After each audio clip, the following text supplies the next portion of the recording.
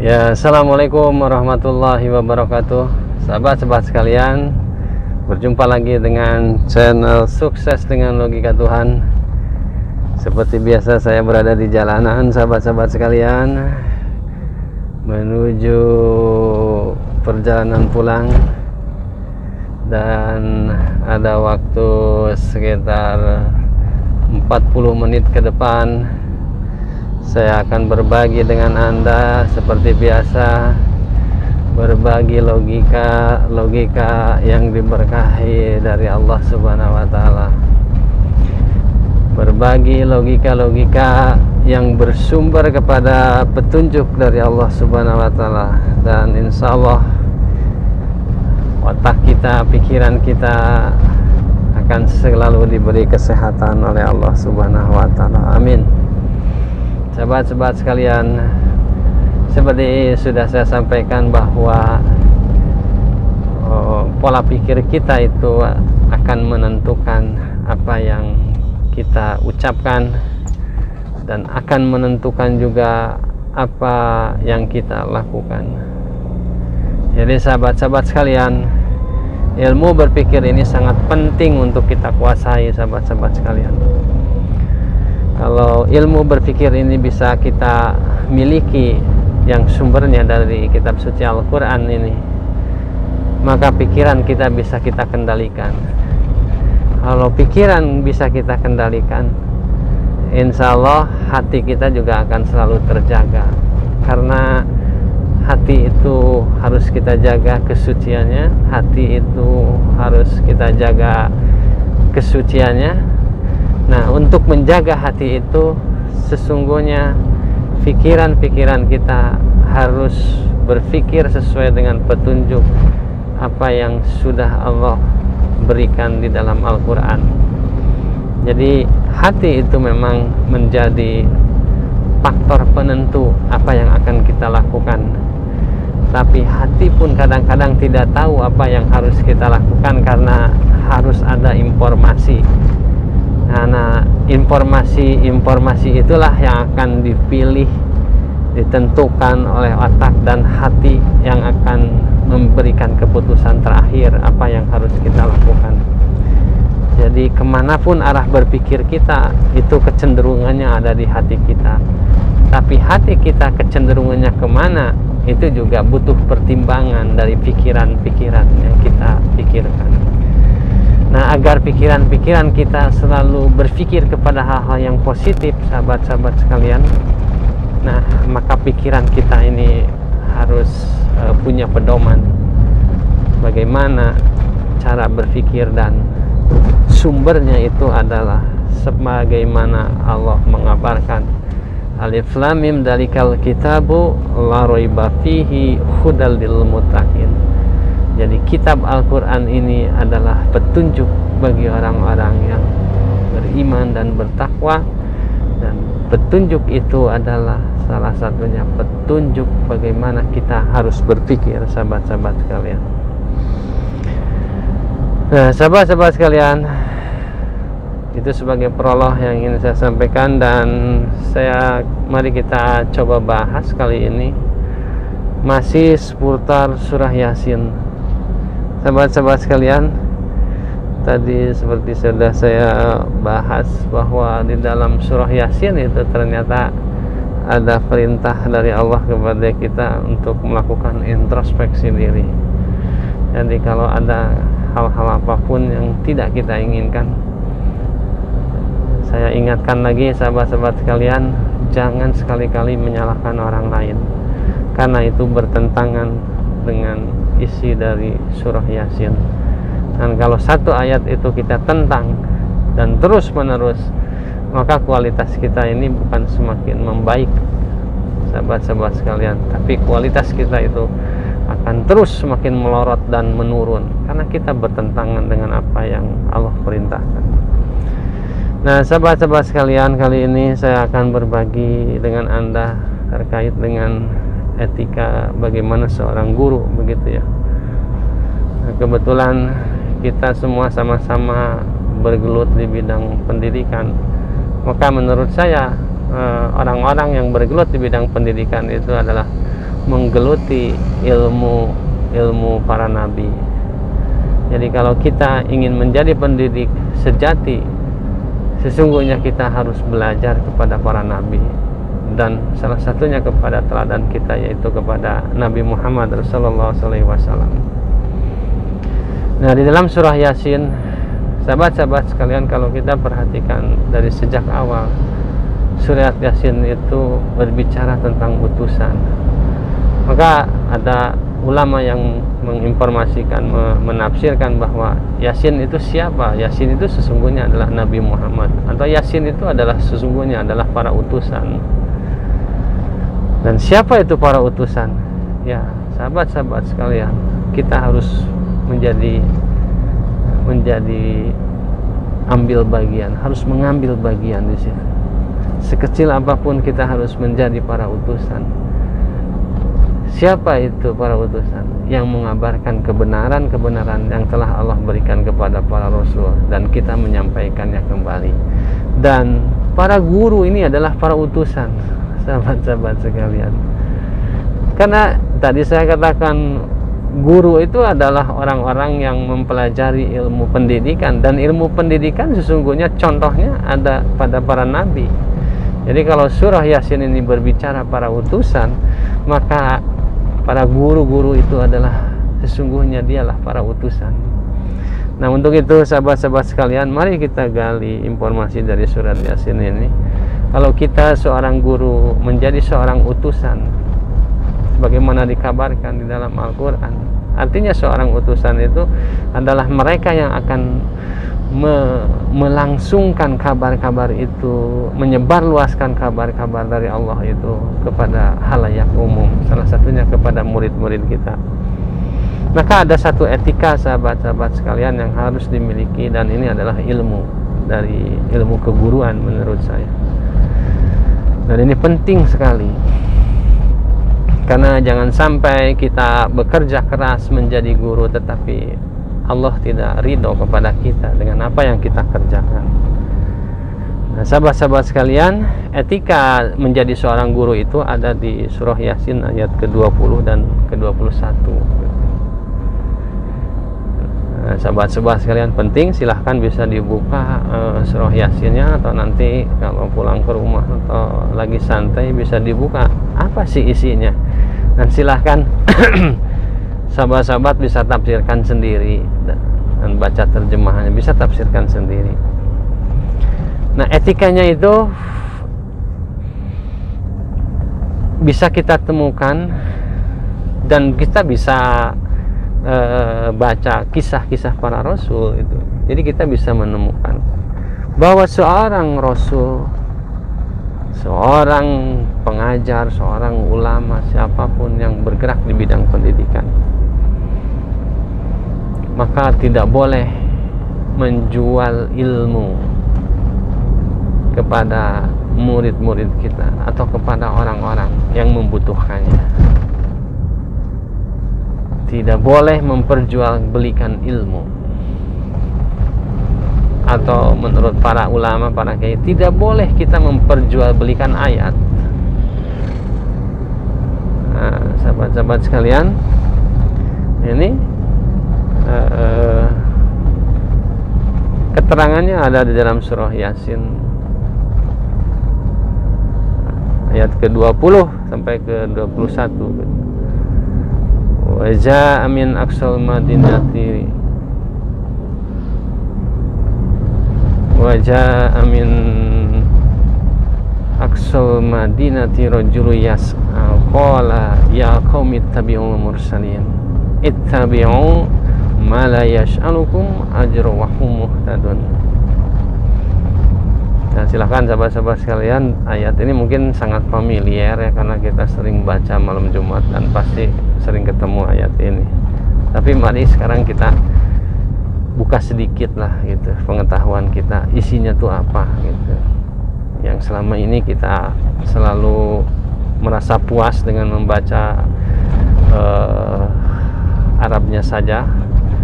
Nah, sekarang kita coba sedikit saja, sedikit kita buka-buka ya. Tentu apa yang kita pelajari saat ini tidak akan memuaskan, tapi setidaknya mudah-mudahan saja ada cahaya yang membukakannya. Dan datanglah dari ujung kota seorang laki-laki dengan bergegas-gegas. Ia berkata, "Hai kaumku, ikutilah utusan-utusan itu." Itu cerita ayat 20-nya seperti itu. Ada orang yang bergegas, berteriak-teriak mungkin ya, atau menyampaikan kepada masyarakat di sana, ikutilah para utusan itu. Nah, utusan yang mana mungkin ya? Ini kan utusan tuh banyak gitu. Yang ini ngaku utusan, yang ini ngaku utusan. Ya, sekarang juga kan pusing ya. Mana sih yang harus kita ikuti itu? Yang ini juga ilmunya oke, yang ini terkenal, itunya ilmunya bagus, ini dan sebagainya. Mana sebetulnya yang harus kita ikuti itu?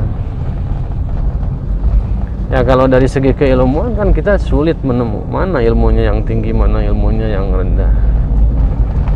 Nah, maka itu di sini Allah memberikan kriteria ukurannya bahwa utusan-utusan yang harus diikuti itu adalah dijelaskan pada ayat 21. Ikutilah orang-orang yang tiada minta upah kepadamu, dan mereka adalah orang-orang yang mendapat petunjuk. Jadi di sini para utusan-utusan yang memang betul-betul membawa petunjuk dari Allah Subhanahu wa taala, dalam melaksanakan tugasnya dia tidak minta upah. Nah, ini yang menjadi dasar seorang dokter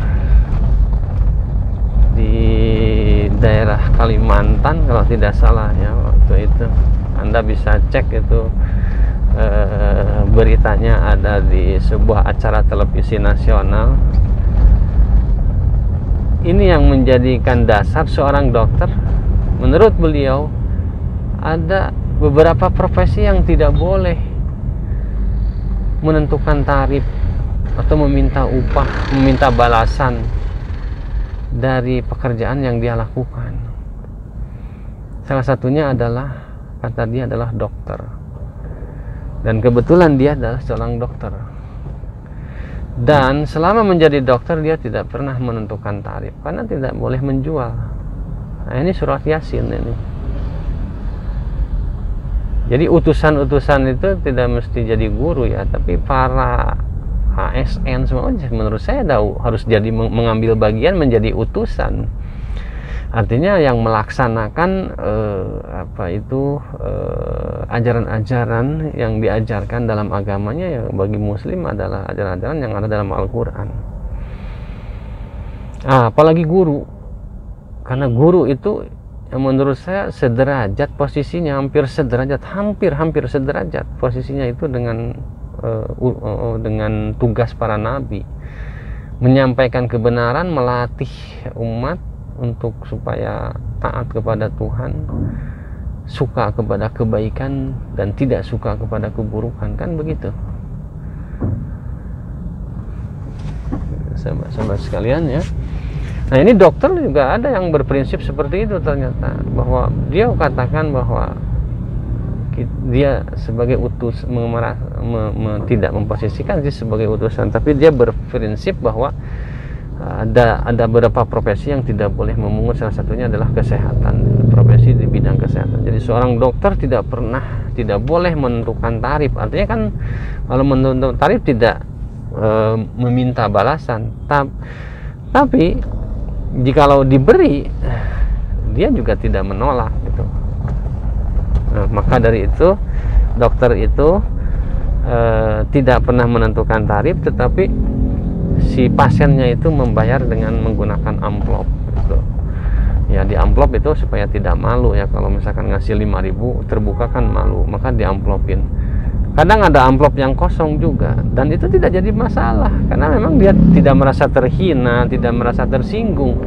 sekalipun amplopnya kosong, karena dia memang sudah memutuskan kepada dirinya bahwa dia melayani orang, dan orang itu membutuhkan, dan dia tidak minta balasan dari orang, karena dia hanya menginginkan balasan itu datangnya dari Allah saja atas apa yang dia kerjakan. Tapi ketika orang itu memberinya sekedarnya, ya silahkan mereka, itu pemberian itu diterima, dan itu pun tidak terbuka, jadi menggunakan amplop.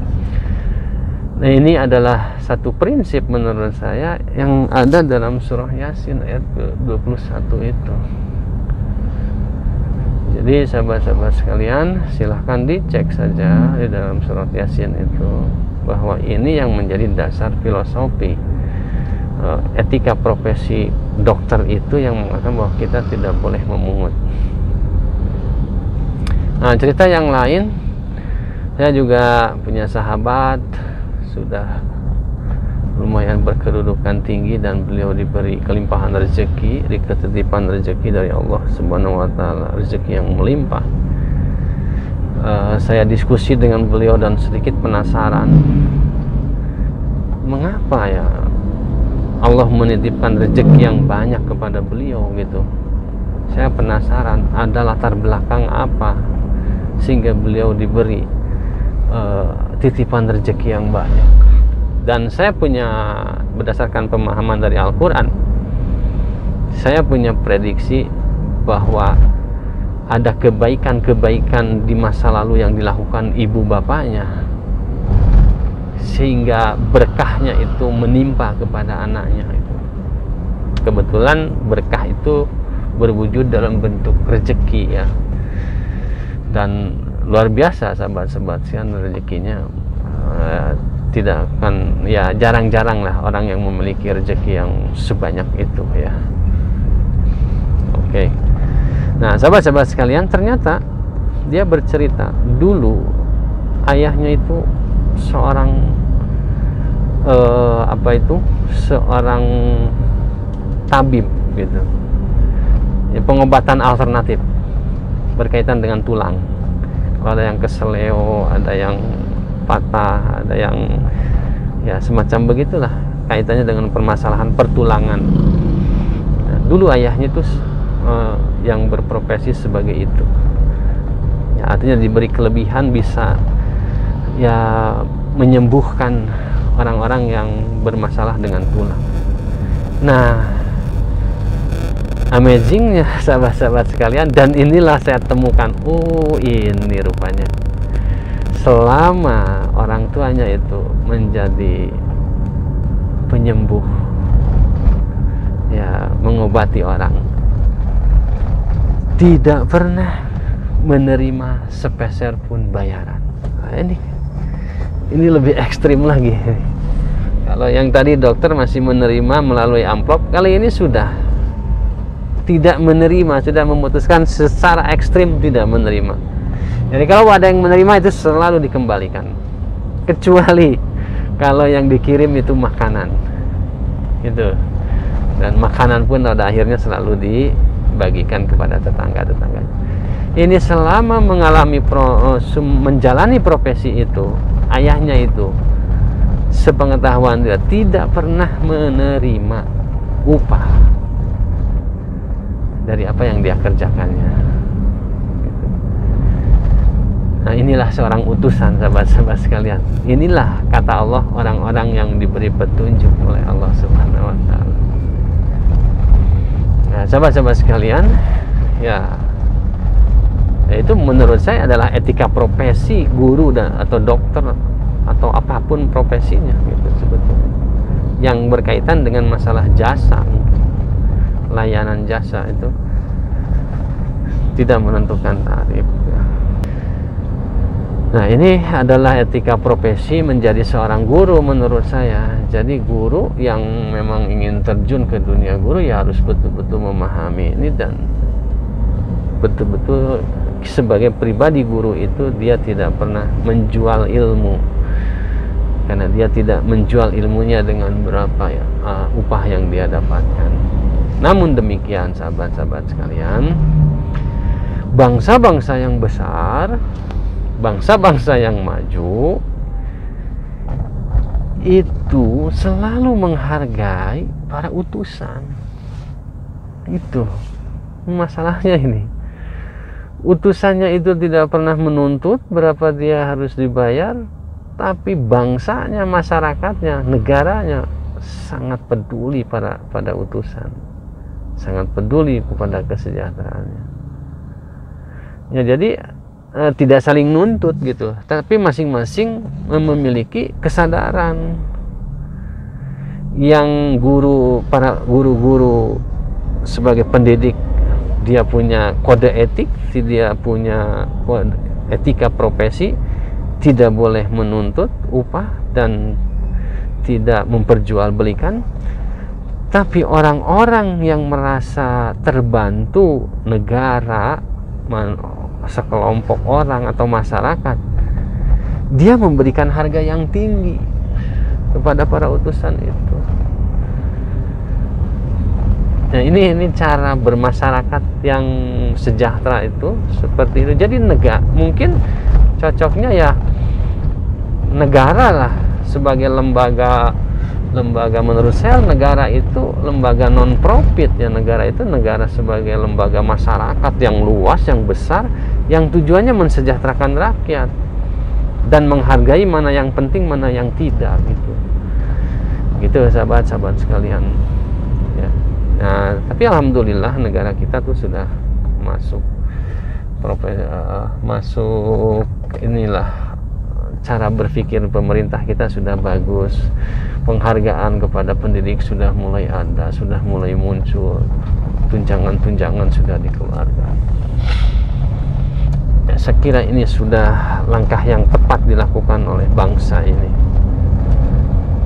Namun demikian, maka tinggal tanggung jawab seorang pendidik, disitulah yang harus betul-betul apa yang dilakukannya itu menjadi perilaku yang terbaik, tugas-tugas yang dikerjakannya menjadi tugas-tugas yang terbaik gitu.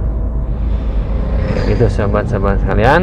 Dan Al-Ghazali pun seorang imam besar yang sangat populer di Indonesia karena beliau dikaitkan dengan salah satu ulama besar untuk pemikir keislaman. Al-Ghazali juga mengatakan bahwa tidak layak bagi guru itu untuk menerima upah gitu. Nah, jadi sahabat-sahabat sekalian, cara berpikir dokter, cara berpikir orang tua sahabat saya tadi, cara berpikir Al-Ghazali, dan hampir sama juga cara berpikir saya, sebetulnya sumbernya ada dalam Al-Quran. Dan semoga sahabat-sahabat sekalian diberi ilmu pengetahuan sehingga kita bisa terus meningkatkan kapasitas kita sebagai guru yang tidak pernah menuntut balasan, tetapi kinerjanya memberikan yang maksimal gitu. Nah, mudah-mudahan Allah akan melimpahkan rezeki kepada Bapak Ibu sekalian dari arah yang tidak disangka-sangka. Demikian sahabat-sahabat sekalian, ini adalah pola pikir ya. Nah, pola pikir ini tentu Bapak Ibu sekalian, sahabat-sahabat sekalian, harus dipikirkan matang-matang.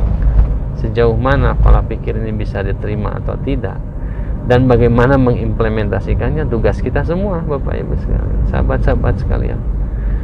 Tugas kita semua untuk memikirkan bagaimana mengimplementasikan. Tadi kita sudah ada contoh-contoh, dan di di dunia kedokteran, di dunia alternatif sudah ada contoh-contohnya. Nah, tinggal, dan guru-guru saya yakin sudah banyak sekali contohnya.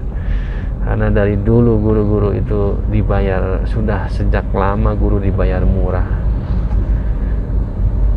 tapi tetap pekerjaannya dikerjakan. Nah, Yang membayar mahal dan murah itu bukan gurunya itu sendiri yang menentukan, tapi orang-orang lah yang merasa memiliki dan memahami bahwa jasa guru itu besar.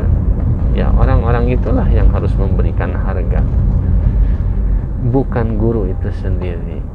Jadi kalau kita sebagai pendidik ya sudah tidak patut untuk menentukan tarif, harus begini, harus segitu, harus segini. Demikian sahabat-sahabat sekalian yang bisa saya sampaikan untuk diskusi dari jalanan saya menyampaikan. Mudah-mudahan sahabat-sahabat sekalian diberi kesehatan oleh Allah Subhanahu wa taala dan selalu diberi kegembiraan setiap hari, sehingga badan kita, otak kita tetap sehat dan selalu mampu untuk menerima kebenaran-kebenaran dan menemukannya dari Allah Subhanahu wa taala. Barakallahu, astagfirullah li wa lakum. Wassalamualaikum warahmatullahi wabarakatuh.